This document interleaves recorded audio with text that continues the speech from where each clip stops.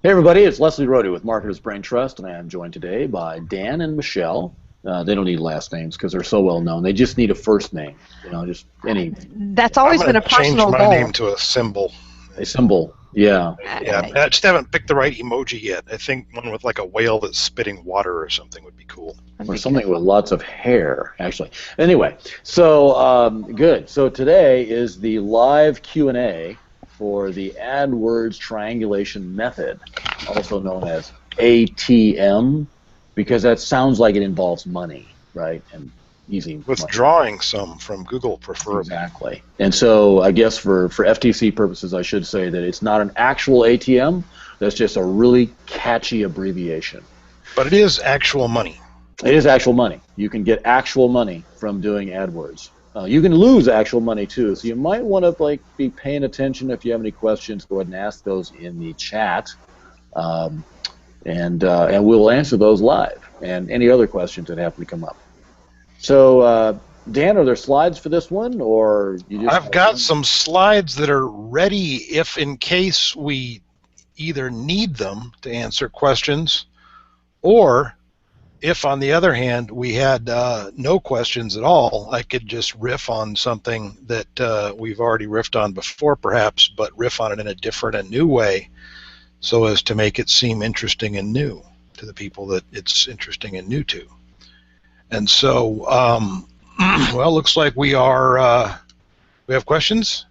Well, not yet, but I mean, we just came on. Bear in mind the 40. Charlie has just confirmed that he can see us, and so before he couldn't see us, so that's good. That means that others like Charlie can see us. And please send the link to ATM session 2. It actually should be live in our YouTube channel. Should be. I mean, it's not an automagical thing that we've got going on right now, because don't get me started on that. But we do, as an internal process, we copy it from where we do them over to our public channel the day following the hangout, and I think that's been happening pretty reliably for the last few weeks. So, but yeah, so Michael, look for it there, and if you don't see it, then by all means, it will be there soon if it's not there now. So I guess what I should probably do is just go ahead and screen share my screen. Do that. And even though no one will be able to see this, I know they'll be able to see what's on my screen. And shocking. Right now, I've just got a bunch of people getting jealous because they can't have a big fluffy Santa beard because they don't have a job being a pirate. So. All right, job is in quotes. Okay, so I just presented you to everyone. If you count getting paid in beer as a job, I'll call it a job. Yeah, okay, I'll go with that. Sure, yeah, sure, whatever. Yeah, we're going to start paying you in beer, Leslie. Yeah, might as well. Okay. I've kind of sworn off the beer, but anyway. All right, so let's see. We are in fact seeing your screen, Dan, so that's good. Okay, good. And so now I just need to fix the thing that I just did that made it not what I wanted it to do. Huh. Oh, boy. Oh, I get the problem. It's a computer. If it wasn't a computer, I wouldn't be having this problem. Okay, so, yeah, let me sort this out. So, live on the air with people. It gives them time to ask questions. Yeah, so let's get to part 4, the questions and the answers, and go ahead and play the slideshow version of that. Now everybody should be able to see that really big on their screen. And so one of the questions that I've been, well, it's a category of questions really that I've been answering a whole lot is about the shopping campaign setup that I talked about in the first session. And that is, how can I use this to actually control what products show up for which keywords, as Dan claims. And so I'm going to walk you through this with some different visuals to try and improve the understanding for the folks that didn't get it. Some people got it, but it is rather confusing, the whole campaign priority thing. Oh, yes, it is. Yes, it is. So, I know that's confusing to our clients, Dan. Yeah. Yes, and well, and I've done the opposite of doing the opposite once myself, and we caught that at the QC step. But still, it's weird how this works. It's convoluted how this works, and it's beautifully designed to get most advertisers to do this, what I call phase 0 of shopping campaign development. Now, most shopping campaigns running in Google right now are at phase 0. That is to say, your agency set it up, you set it up, or Google set it up for you, and it looks like this. You've got one shopping campaign that's running.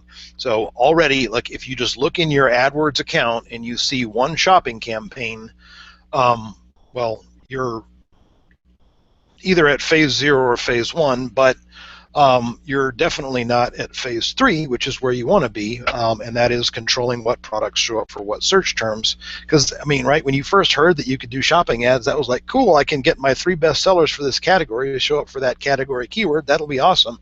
And then Google told you that you can't, but I'm telling you that you can. But phase 0, this is what everybody's going to normally be just sitting in when they start, and that is you've got one shopping campaign. It's probably going to be set at high priority, but you don't care about that right now. You're going to have one ad group in there, and it's going to be called All Products or the incredibly descriptively named Ad Group Number 1, depending on when the thing was set up and what the default was at that time. And then there will be one product group in that ad group called All Products, and in that product group, you'll have all of your products in there, and they will all have the same bid on them. That is not, surprisingly, the most efficient way to run a shopping campaign, and yet I was looking at one just this morning that is set up exactly like this in phase 0, and they are getting 11 times ROI. That would be 1,100% revenue over ad spend, but for every dollar that they are spending in this horribly unmanaged and just one size fits all, just threw one bid in there and hope for the best shopping campaign, they are making $11 in revenue for every dollar that they spend on advertising. Now, the problem with that is that they could actually be making a lot more revenue, and in fact, they could make a lot more revenue without sacrificing that 1,100% revenue over ad spend number, or they could, maybe drop that down to 600 or 700% of spend becoming revenue, and make a lot more sales still. But here's something that everybody should do first. And sometimes I go in and look at a campaign that's been set up by an agency, or even sometimes people set them up themselves, and they at least they think about it for more than a couple of minutes, as opposed to just getting through the minimum steps to have one running, and then I'll come back to it and fix it later. And then it starts making money, and you don't try to fix it, but fix it, because there is a ridiculous amount of revenue and profit that you're just leaving on the table if you don't do that. So the first phase, phase 1, and this is what, when we take on a new client, this typically would take us 5 to 7 working days. This is actually the longest phase in terms of the amount of time that it takes us to get into it, but we want to be out of it as fast as possible. What we've done here is we've reorganized into ad groups based on, say, and typically this is product category, so based around the category level keywords. And we do this because later on it'll make it easy for us to actually target those category level keywords and then individual keywords within those, and actually have some logical sense to it when you have to go back 3 months later and move stuff around or add a different product to a different keyword. If you just start treating these as if you're targeting keywords, even though you're not, and name your ad groups accordingly, then it'll be very easy. So I've got category 1 here. Don't name your ad group category 1. Name it something like men's boots, or women's handguns. Actually, no, you can't advertise handguns on Google AdWords, so don't name it that. Google does a really bad job of accidentally deleting things that have names that are unfortunate. So if you sell glue guns, expect to talk to Google several times, because parts of your feed will get disallowed automatically by the filter that makes sure that nobody tries to sneak a gun into the shopping ads. So if we do a bicep workout, we shouldn't call it Get Good Guns Now? No. Oh. Okay, all right, because it's a catchy name. Yes, it would be a catchy name, and perhaps you already own that domain name, Leslie, or maybe it's just an affiliate link for some product that you're pimping. But if we could move on.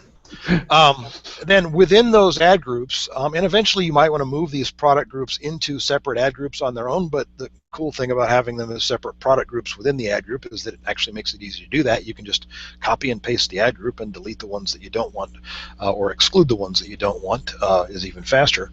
But so a subgroup would be, so for example, if we have a category that's, say, men's boots, and then we might have a product group within that category ad group for alligator skin boots, and another one for cowboy boots and stuff like that, and you've got products that are within that, and preferably you'd like to actually have individual bids on each one of those products broken out within that product group.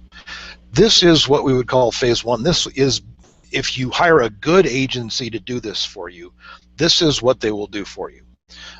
If they are competent, this is what they will do for you. Now, if they were like super extra competent and were of a mind to get Google bent to their will, they would go even farther than this. But well, we've yet to see an agency's work that actually goes beyond this. And by the way, I mean, just doing this and managing the bids actively will allow you to increase the revenue that you're getting from a phase zero campaign. I mean, if I just take somebody and put them into phase one from phase zero, it can be anywhere from doubling the revenue to some ridiculous multiple, because we might have been seeing hundreds of dollars a week in sales, or hundreds of dollars a month even in sales, that suddenly becomes thousands instead, just because a lot of the times your one-size-fits-all bid is too low to get any impressions for any of your products, and so breaking them out and actually putting intentional bids on them can actually make a big difference. And so a lot of the time you'll see testimonials. I've seen testimonials for agencies that I know don't go any farther than this, but for their clients they're very happy because they're making a lot more money than they have. And if you do a good job of this, it really, really, really can be incredible in terms of how much revenue is sitting there. But there's another level that you can go to, and that's where we try to go with the AdWords triangulation method, and that is the next step is what we call phase two, and that is where we actually will split that campaign up. And so it's important to do phase one first, to have all of the products and everything grouped together, because we're about to make copies of that campaign, and so you want that campaign to be well structured. So what we do with that high priority campaign is we go to the all of my campaigns screen in Google AdWords, we check the box next to that high priority shopping campaign, and we go into the edit menu and we say copy, and then we say paste, and we paste in a complete copy of that shopping campaign. It is beautiful that we can copy an entire shopping campaign, because back in the day when we couldn't do this, Michelle had to do things with spreadsheets and CSV files that I didn't even want to know how they actually worked, because, well, Michelle did them and they worked. But now you can just copy and paste, and then you just go into the campaign settings on that medium priority campaign and set it to medium. And now you have a high priority campaign and a medium priority campaign that are identical. If you leave it alone in that state, the medium priority campaign will get no impressions, no clicks, no nothing, and the high priority campaign will continue to get all of the action. But we're about to change that. So what you're going to do in the high priority campaign, normally we just do this with a location adjustment. So we go into the location settings, add a location for the country that we're in. Usually that's the United States, but we also have done these in Canada, Australia, and well, hopefully we'll be doing them in the UK shortly. You go in and reduce the bid campaign-wide, and so typically what we'll do is just add a location adjustment for the country and set the bid adjustment for that country to minus 20%, which is the simplest way to just put a dial on your AdWords campaign that you can crank the bids up or down across the board by a certain percentage. And so we'll probably bump that down by 10 or 20%, and then we'll add negative keywords. Now, where do we get these negative keywords? Well, we go into one place to go is to go into the Dimensions tab in your high priority shopping campaign and expand the date range to the entire history of the thing, and look at the search terms report in the Dimensions tab. You can sort that by conversions, and if you just took every search term that had generated money for you and added a negative match for that keyword. Now that sounds weird, because this search term made me money in this campaign, and I'm about to go to this campaign's keyword settings and add a negative keyword for that search term. Well, the reason why you want to do that is because that will cause Google to move any search queries that might have triggered that high priority campaign. They'll look and say, oh, negative keyword, we can't do it. Well, let's go look and see if we can get anything out of the medium priority campaign. And so the medium priority campaign is one where we can actually, normally we just leave the bid alone. If we're, if we're getting an 11 times ROI, we might increase the bids a little bit, but we can just leave it alone because what will happen is that all of the high quality traffic, that is everything that had ever generated a conversion, will start to flow into the medium priority campaign, and it won't trigger the high priority campaign.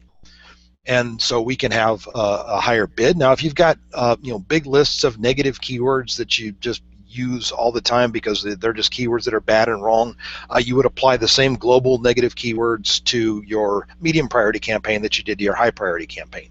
Knocking those keywords out of the high priority campaign and not knocking them out of the medium priority campaign means that you will actually get those search queries delivered into your medium priority campaign, and you will start serving ads, and you do not want to do that. So you want to make sure that when you copied, that should already be there, of course. And so if you're using the copy and paste method rather than trying to build one by scratch, that should already be in there for you. And that's why we have parentheses around that. And so just doing that, the net effect there is that the budget is going to shift from that high priority campaign into that medium priority campaign, and more of your money is going to be spent on higher value search queries.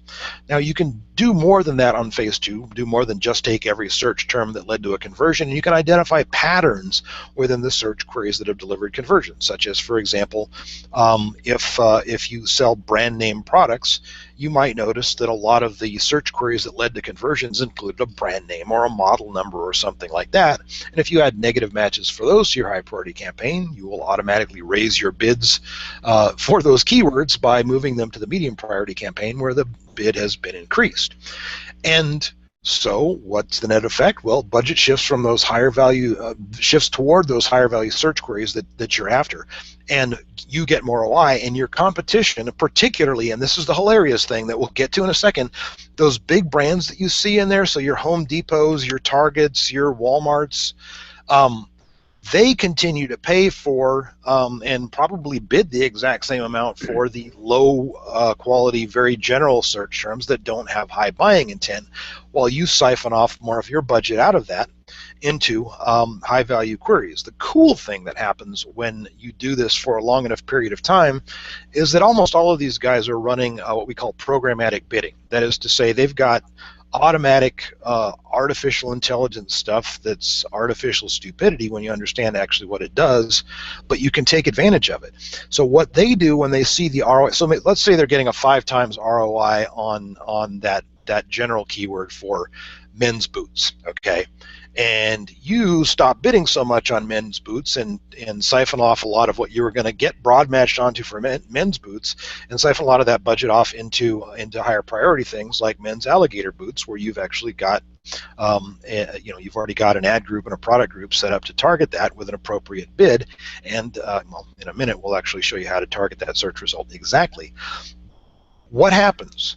Well, they're buying more of the good stuff, but now you're outbidding them for they're buying more traffic, right? So they're continuing to buy traffic. But when you have high quality search terms that they would have shown up on just as likely as you were, because you were set up the same way they were, now you're bidding more for those higher value queries. So now you're bidding more than they are for men's alligator boots, and so your ads are showing up before those, and you're getting more of the traffic. What happens to them is that their ROI starts to degrade within whatever container that is, whether it's an ad group, whether it's a product group, whether it's a campaign, and their machine that's managing this will automatically, because their ROI is slipping.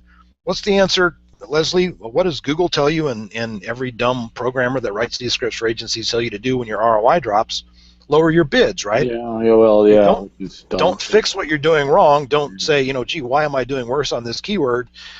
No, don't do that. Just lower your bids, right? If you do well, you raise your bids. If you do poorly, you lower your bids. That's what these scripts do. And so what happens is that they're lowering their bids, but they're lowering their bids across the board. And what that means is that they're also lowering their bids for that general search term, which means that even though you've already lowered your bid, now you're going to start to come into range and be competitive with them again.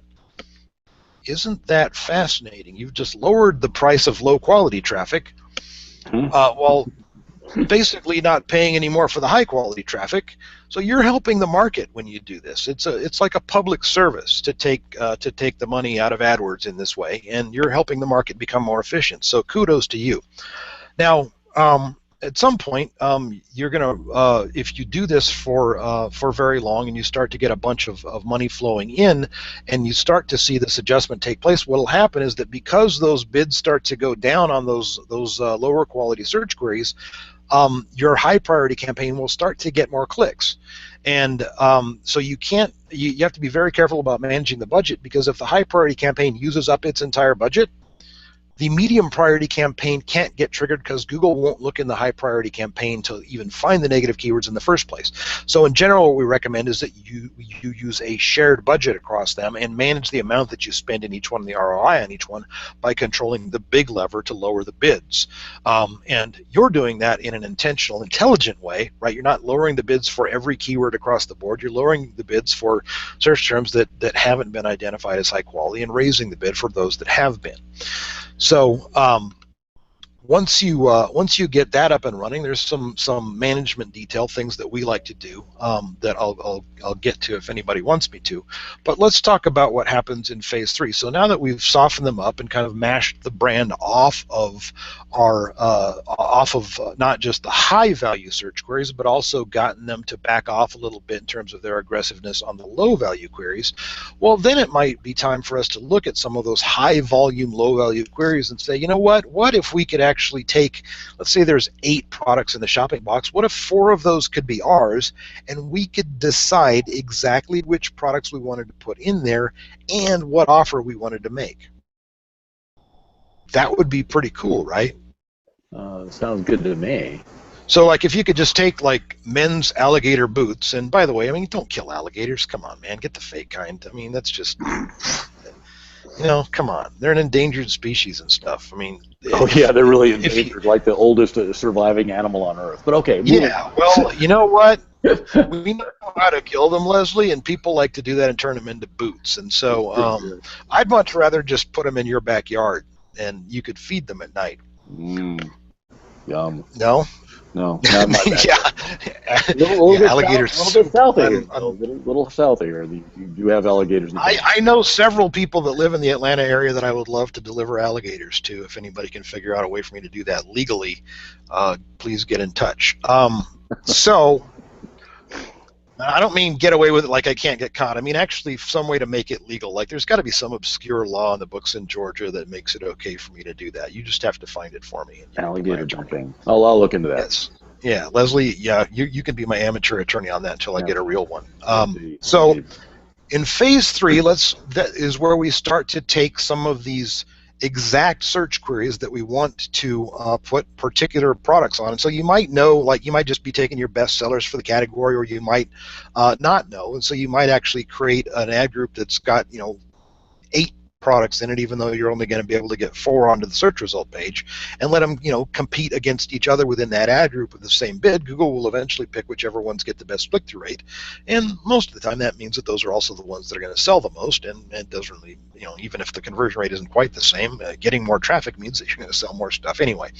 So what we might do, depending on the number of keywords that we wanted to target, we might, at first we'll probably just put more ad groups into the medium priority campaign and use a negative match in the other ad groups in there to make sure that the particular keywords that we want. But sometimes this can mean that we actually take a search query that we would have had running in the high priority campaign, and we put a negative match into the high priority campaign because now men's alligator boots is a priority target for us in terms of getting ads onto that search result page, and we want to control that. So we'll put a negative for that in the high priority campaign, we'll put a negative for that in the medium priority campaign, and then we'll create a new low priority campaign, which has an ad group that just has the set of men's alligator boots that we want to show on that search result page in it. The bid is going to be the highest of all your bids, and so you're going to crank the dial all the way up on that. And then in any other ad group, and of course in the higher priority campaigns, you would add a negative match for men's alligator boots as an exact match. So if you've got 3 ad groups that are targeting different keywords, each of them will have their keywords as a negative match in the other ad groups, so that Google doesn't screw up and accidentally show your bunny boots instead of alligator boots because well, they'll do that kind of thing. But doing this allows you to target an exact search query and put products onto that search result page. One of the coolest things about this is that in a lot of cases, there are some of us that can remember the good old days when you could use one of these cool tools like Adwords Accelerator or whatever, Steven's old tool, that would make like 16 bazillion ad groups with an exact match for every possible word order that anybody could ever search for anything in your market, and you could put penny bids on all of them, and occasionally you'd get a penny click and make a sale and make like ridiculous ROI until Google stopped allowing us to do that. And now when you try and put a bid on a search ad for a keyword with very low volume, you know what happens? They say low search volume, and they don't let your ads run because you can't bid against that keyword. When we talk about that, among ourselves and people that do this, we tend to call that, is the search term biddable or not? Well, if the search term isn't biddable, you can't bid on it with search ads. But in fact, even non-biddable keywords, we can actually use negative matches to force traffic all the way through and put products on search result pages. Now, most of the time, there's no point to that. I mean, right? It doesn't have to be an exact match that you're targeting. You can use this to punch out phrase matches. You can use this to punch out modified broad matches. You can use this to have the exact same keyword control that you would have with search ads, except you do it with shopping ads. And people, I mean, this is what you wanted shopping ads to be when you heard about them, and then you were really bummed when you found out that it wasn't. But, well, some of us didn't take no for an answer, and so we worked out this process. Now, one of the things that's kind of interesting. So, when you're doing this kind of stuff, right? You got a search result that a search query that you want to put your products on. Well, first thing you got to do is go type in men's alligator boots into Google, and you see is there a shopping box on that search result page? How many products are in it? And sometimes you'll notice some company you may have never heard of has 3 products on that search result page. I wonder how they did that. Maybe it was just random luck. Maybe they just bid way more than anybody else, in which case you can smash them and take their search results away because their ROI will drop, and they'll say, oh, this Google shopping thing doesn't work, I quit. And most of the time, that's actually what happens. Most of the time, you punch them in the nose, and they stand there and take it for a little while. But how long do most MMA fights last, Leslie? I think the maximum they go is 15 minutes. No idea. You don't watch people beat each other up in the octagon? No, I'm not a big MMA fan. So I thought you'd be a big fan of brutality, but it turns out that I'm wrong. Just okay. On the street, natural, normal brutality. Just normal, yeah. Are you looking at me? Okay. Just hanging out at the mall, spoiling for a fight. That's different. I understand. Yeah. It's much more sporting. So, literally, the brands the big brands that are running programmatic shopping ads, and I've been told, like, Dan, where are you getting, trying to get all these small businesses into shopping ads? The big guys have access to all these fancy programmatic scripts, and they can, yeah, I know.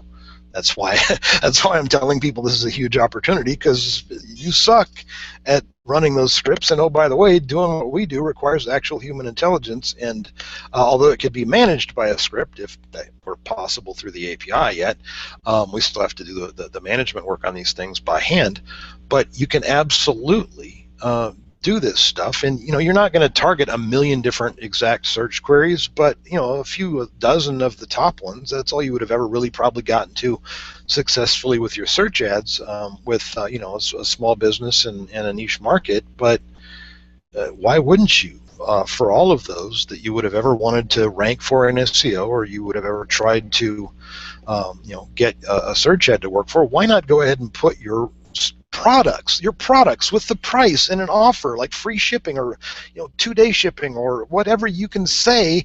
You've got 35 characters to play with in your shopping ad in that ad group, which, right, if you've got all your men's alligator boots, you can say 15% off men's alligator boots or free shipping on alligator boots. By the way, that's a stronger offer than free shipping.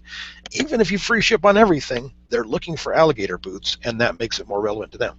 But this is, phase 1,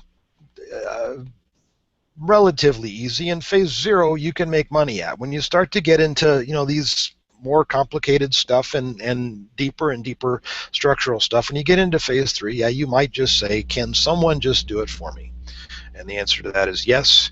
And I'll leave this on screen for anybody that wants to know how to get in touch with me, but surely by now we must have questions.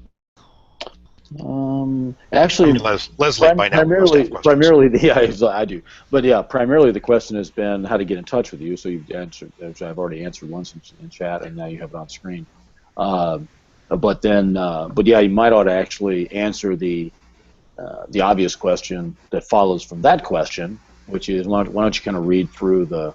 Why don't I explain how the deal works? So for us to set this up for you, we'll quote you on that. It'll start at about $1,500. It'll start at least $1,500, and depending on the complexity of your catalog and how much stuff you want us to build out, it may cost more than that. But that does come with a couple months of support behind it, so that we don't just set it up and okay, good luck. We'll show you how to run it.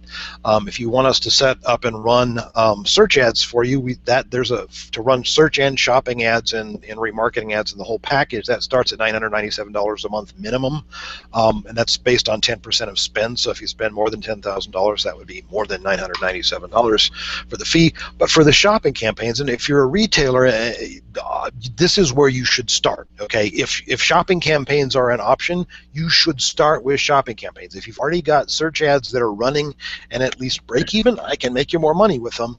But honestly, if you don't have search ads that are working well, we should run shopping ads first and get those figured out, because that'll tell us what we want the search ad campaign to look like. And that starts at just $497 a month. And again, that's based on 10% of ad spend with a $497 a month minimum fee. And that does include also taking the same campaign and mirroring it over to Bing once we've got it set up and through phase 1.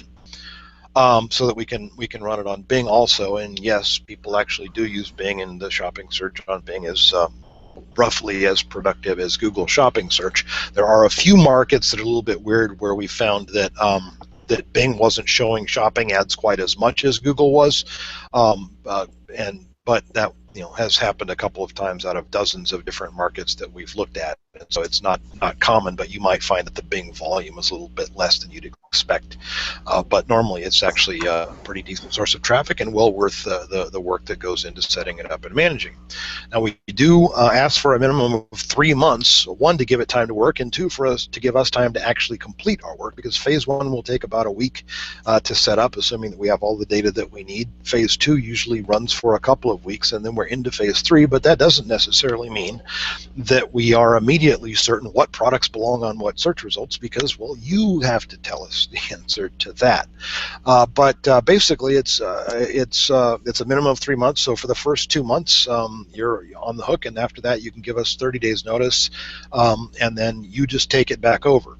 You are responsible for bringing your own AdWords account, which everybody already has, and you're responsible for paying Google for your AdWords fees. We will keep it under control in terms of budget by setting the budget to what you agree that it can be and making adjustments to it only with your permission.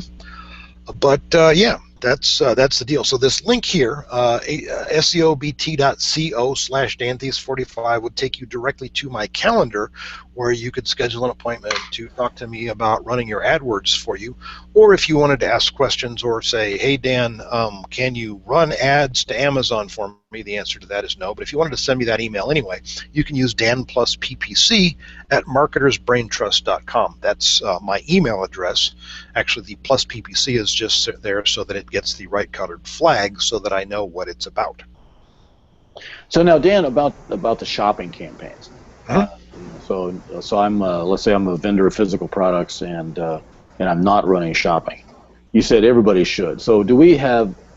Well, let's say that you sell something and your gross margins on that is like 3%. Okay, that's a problem. So that if you sell one, your entire profit is eaten up by credit card processing. Right. Yeah, that's a problem. Yeah, we don't want to do that. Yeah. Got a dime. Yeah. That's not enough margin. Ideally, you would like to, and we have people that are running at 700%, 1,500% revenue over ad spend. But if we have to be able to hit that, it's going to be hit or miss whether we can do that, and we won't be able to know that until we actually run ads. If you can spend 20% of your revenue, so if you can deal with a 500% revenue over ad spend, we should be able to hit that target if you've got those kind of margins. If you can get deal with closer to 4 times spend as revenue, and at least be break even, recognizing that a big chunk of the sales that we generate are not going to ever show up and be attributed to AdWords, and I'm really talking about what we can attribute and keep score to. But and we've got one where we haven't attributed a sale in weeks, but we know that it's, and that's because they end up always closing on the phone. It's multi-$1,000 products, but we also know that if we turn the campaign off, their phone stops ringing. That's one that we kind of run on faith, but we're only spending like $1,500 a month on the ads for that one. Obviously, you wouldn't want to operate on faith at at $10,000 or $20,000 or $30,000 a month budget. The good news about shopping campaigns, though, is typically we see. It's normal to see the ROI, the revenue over ad spend, be 2 or 3 times as good on shopping campaigns as what it was on search ads for the same stuff, unless, of course, you're showing completely the wrong products or you're completely overbidding for low-quality traffic, which is, what happens to a lot of people that pay somebody to set it up, and they get, one of these like this that they didn't do anything but like turn it on. And you give up. Well, if they guessed wrong on that one bid that they set for everything, you're going to think Google shopping campaigns suck. But if you got one that was running and like it wasn't working, but you do have those kind of margins, just let's go to my calendar, set an appointment, or send me an email, and I can tell you how to share access, and I can look at it and tell you exactly how wrong it was and exactly how much money I can see that you lost. I can't tell you how much more you can make without really running the ads, but that's kind of to me roughly a rule of thumb. If a revenue over ad spend figure of 500% is acceptable, we got a really good chance of making it work for you. If it has to be significantly less than that, it can be really difficult. Although again, right, we've got lots of people that are running better than that. It's just I would hate to rely on that because they happen to be in markets where they have large competitive advantages and competitors that are not big box programmatic retail, which is going to, like I said, tend to drive things toward break even on whatever that default setup does. And so if your default setup was doing worse than break even, it might be tough. But again, it might be tough to make money with that, but if you do this to it and get rid of half your spend or more is going to junk traffic that you shouldn't have been bidding on, it makes a big difference in what those ROI numbers look like. Well, yeah, and so even if there are issues with the auction because there are a bunch of dumb, ignorant, shall we say, participants, even so, you can find those bright, you can cherry pick and find those bright spots. Yeah, exactly, and the thing is, we're looking at especially if you've got big box competitors in there, what we don't want to do is just go in and punch our way straight in at phase 3. One, it's going to cost more to do that, and 2, that's the kind of thing where if you suddenly snatch a bunch of traffic, that's the kind of thing that might actually get an analyst's attention and get them to punch back. You don't want to attack them like that. What you want to do is be more like ants at a picnic. Or what we used to call Yeah, they're just sitting there, chomping down on some fried chicken and potato chips and whatever, and maybe they got some hot dogs going, and one ant shows up. It's like they flick it away, or they just ignore it, right? You can just move out of the way, and the ant's over there, no harm, no foul. And then, little by little, like there's more and more ants, and then pretty soon they say, you know what? Let's go find a different picnic table. Now, if an army of giant ants showed up and started chomping on people, then they might fight back. But, if the ants just kind of move in, little bit by little bit, 15 minutes later, they're shopping for a new picnic site instead of fighting back against the ants. And so that's what we want to do. We want to be like ants at a picnic. That's going to become one of those things that people remind me I said like 10 years from now. Remember that time you talked about ants I am at a an ant at a picnic. So anyway, so that's the deal. I mean, it's not going to be a fit for everybody, but we're happy to talk to everybody and find out if it's a fit, because we don't want to be, we don't want to work a whole bunch and not be successful. That's not fun. Not fun. And it's not fun for you to, have somebody do a bunch of work and not get anything out of it, and that's not fun for you either. But we do need you to actually, like I say, give us the time to actually go through the process and make it work, and work with us. So, if we ask you, hey, this is a very high volume search query that we are not currently doing anything special with, but would you like to have a go of it by giving me 4 products that I should bid up onto that search result page? Because the price of that has been going down as we've been doing, phase 2. Now we can afford to go and grab real estate on these general category level keywords, because the suckers have lowered their bids. I mean, the machines. I don't want to any individual person, but most of the time I'm only insulting the robots. Most of the time, yeah, right. And they don't have feelings, as far as we're aware, so that's okay. No, they do not. Yeah. All right, cool. In fact, they cannot. So, yeah, don't feel bad about punching a robot in the nose. Yeah, indeed. Screwing up their picnic. Let's see here. I'm not seeing any questions other than how to get a hold of Dan. So that's and everybody should, if you're not. I mean, if you have a store and you're not doing shopping ads, do that. If you have the AdWords and you are not talking to me and at least letting me take a look at what's being done, I bet you're losing money. Yeah, at the very least, you're losing an opportunity to just have Dan look at your account. If I can't find some way that you can make more money in your AdWords campaign, I will eat a bug. Here we go. That's one that you'll definitely live on the Hangout. Oh my God! Here we go. And Leslie will eat 2 bugs. I don't know. I'm not gonna. No, I'm not back. Oh, sure. Whatever. Okay. Sure. Well, I will though. I will eat a bug. All right. Good. Let's see. So next week, what should we cover next week? I think we've kind of. You've done a lot of training on AdWords. Leslie, I'm going to go ahead and stop screen sharing. Okay, and I'll make you not the presenter. So now people can see me, but only if I talk. So, we did. So this is something that the first time I did AdWords triangulation method, and called it that. What I thought was kind of a hokey name, and it turned out being like the most popular free training I've ever done. So, but I think the most popular free training that you've ever done was something that we did in 2009, about a year later, called the Rapid Ranking System. And so, I don't want to let the whole cat out of the bag, but maybe we'll let them peek at the squinty little eyes inside the bag, so they know that there is a cat in there. We've been working on kind of the new version of Rapid Ranking System. The funny thing is that if you actually do the stuff that's in the first one, that's almost the same thing that we do now. We've just gotten like a lot better at scaling it, and a lot more efficient at it, and a lot just better at doing it, so we can give you better advice on how to do it.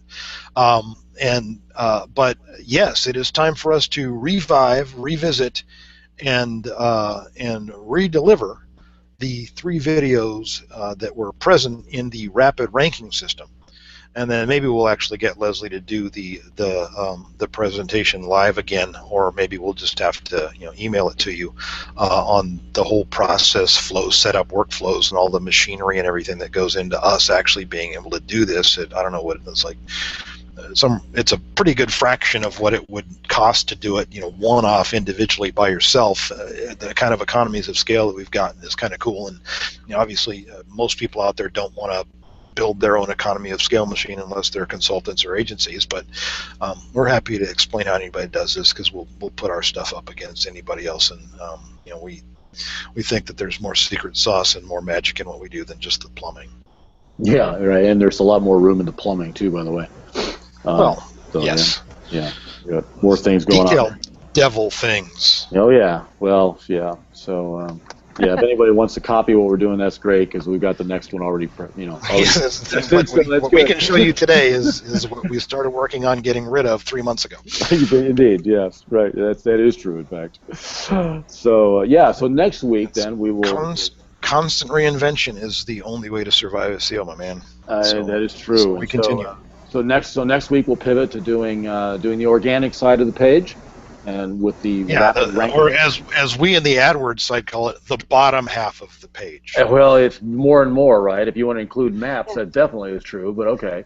Well, and not even the bottom half anymore. Isn't it like the bottom left-hand third, like the bottom left-hand third or something like that?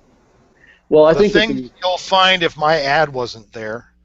So here's the way I characterize it now. By the way, is it's not even any about real estate anymore on the page. It's about how long the search query is or how how thorough it is, because basically short tail is going to be chewed up by AdWords and maps, more or less, right?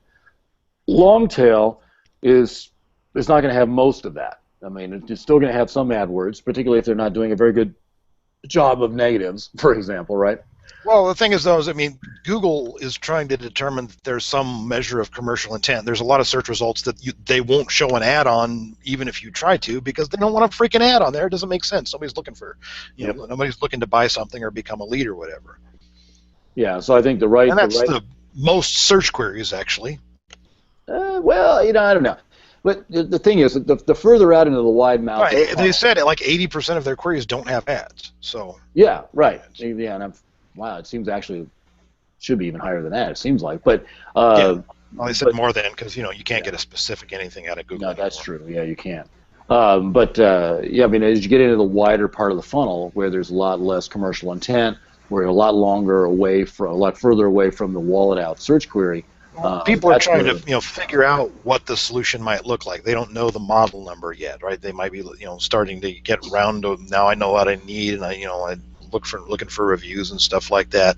And when you can start catching people at that end of the funnel, it's beautiful, because then you can start running remarketing ads at them, but also you can get them onto email lists, and you can get them into an audience on Facebook and all that kind of stuff. And it is so cheap to increase the sort of the gravity that you have, right? If you think about somebody as passing by your planet, and they could just pass by and keep on going, or if you just get enough attraction, you get them into orbit around you, and then of course once you get them trapped in your gravity well, they have to buy from you, or you won't give them the fuel to escape. Yeah, and that's indeed. I mean, that's kind of the a physics view of branding, right? And so that's that's what it's I mean, it's the thing is you get somebody that comes into your site from one of these long tail queries. And you do get them into a Facebook audience or a remarketing audience, or get them on an email list, they're so much more likely to become a customer down the road. It's not even funny, and it costs you almost nothing to do that, to start to catch people into orbit. But the key to making it all work is opening up the top of the funnel wider, and actually constructing systems that let you bring those people in and turn them into prospects from just being people that might have randomly found you for some unknown reason. Indeed. Especially unknown, because with organic, you can't even see what the keywords are. Yeah. So that's our topic for next week then. So thanks everybody for showing up. And if you want to talk to Dan about PPC, and the only reasons why you would not is because you already have, or you don't know what AdWords means. I actually run into that before. What is AdWords? Maybe you should talk to Dan if you don't know what are paper clips. What are paper clips? Yeah, that's a good. Why are we paying so much for paper clips? I don't know, because they're pretty good ones. So, talk to Dan. Dan plus PPC at marketersbraintrust.com will get you in contact with him, and do that or not. But in any case, come back next week and we'll talk about the rapid ranking system, revisited, reloaded, revived. All right. Great, everybody. Thanks, and we'll see you next week. Bye-bye. Bye, everybody.